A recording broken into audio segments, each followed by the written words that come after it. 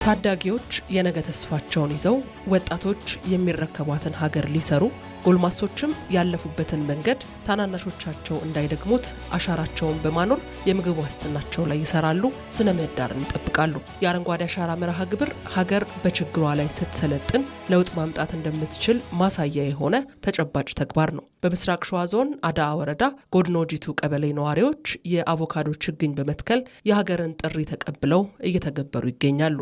ለነገ የምግብ ዋስትናችንን ለማረጋገጥ ይሄ አረንጓዴ አሻራ ለኛ ጠቃሚ ነገር ነው። ለነገ ለትውልድ የሚተላለፍ ነገር ነው ማለት ነው።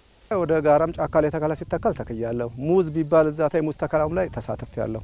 በቀበሌው 720 ሄክታር መሬት ላይ የአቮካዶ ችግኝ ተተክሏል። ከዚህ ቀደምም በአካባቢው በአረንጓዴ አሻራ የተተከሉ የአቮካዶ ችግኞች ፍሬ አፍርተው ለውጭ ገበያ ጭምር በማቅረብ ገቢ ማስገኘት ተችሏል። አቮካዶ መትከል ከጀመር እኛ 2011 ነው የጀመርነው። እንደ ሀገራችን አዳአ ዲክላሬሽን ተብሎ በአዳአ ወረዳ ላይ ነው እንደ ክልል ዲክሌር ተደርጎ ታውጆ እየተተከለ ያለው። 2014 ኤክስፖርት ማድረግ ጀመርን።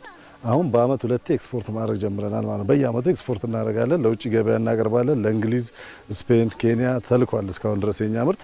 በሁለት ምዕራፍ ተከፍሎ እየተሰራበት ያለው የአረንጓዴ አሻራ መርሃ ግብር የደን ችግኞች ላይ አመዝኖ ነበር። አሁን ላይ ግን ወደ ፍራፍሬ ችግኞች ትኩረት ተደርጓል። ከ2011 እስከ 2014 አካባቢ የነበረው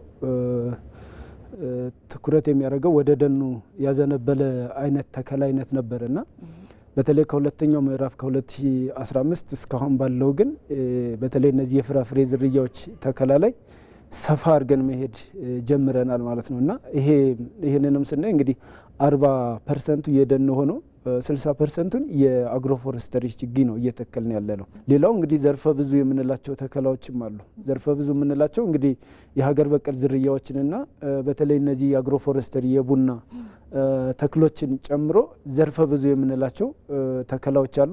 እንደ ምስራቅ ሸዋ ዞን በአረንጓዴ ልማት ስራ በ7 የተለያዩ የፍራፍሬ ምርቶች ላይ ጥሩ እምርታ ታይቷል። በቀጣይም አዳዲስ የፍራፍሬ ዝርያዎችን ለማስፋትም እቅድ ተይዟል። በ7 የተለያዩ ፍራፍሬ ዝርያዎች ላይ እየሰራን ያለ ነው። ሎሚ አለን፣ ብርቱካን አለን፣ ሙዝ አለን፣ ፓፓያ አለን፣ አቮካዶ አለን፣ ቡና አለን።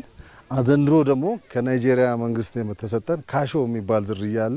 እሱን በትልቅ ኩታ ገጠም ለመትከል ነው አቅድ ነው። እንደ ሀገር የአረንጓዴ አሻራ ልማት ስራ ለዓለም ተሞክሮ መሆን የሚችል ነው። የኢትዮጵያ ትጋትም በዓለም አቀፍ ዘንድ እውቅናን ያገኘ ነው። የአረንጓዴ አሻራ ስራ ኖርማሊ እንደ ሀገርም በዲፕሎማሲው በተለይ በግሪን ሌጋሲ ዲፕሎማሲ ወይም ደግሞ የግሪን ኢኮኖሚን ከማረጋገጥ አንጻር በተለይ በ2030 ሲአርጂ ላይ የተቀመጠው